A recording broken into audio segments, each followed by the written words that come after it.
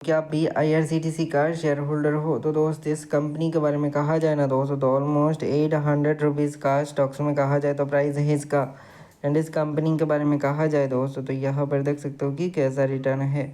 तो IRCTC का stocks ने ऑलमोस्ट पिछले 5 डेज़ के अंदर ही लगभग 5% का रिटर्न तो जनरेट किया ही है।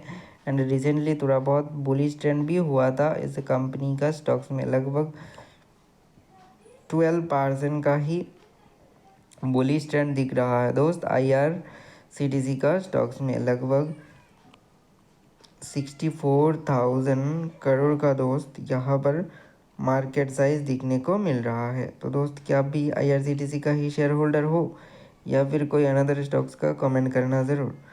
बट अभी के टाइम पर स्टॉक्स में और भी थोड़ा बहुत करेक्शन दिखने को मिल सकता है। थोड़ा सा पॉजिटिव रैली बनाया है, अभी वापस से नेगेटिव रैली बन सकता है इसमें।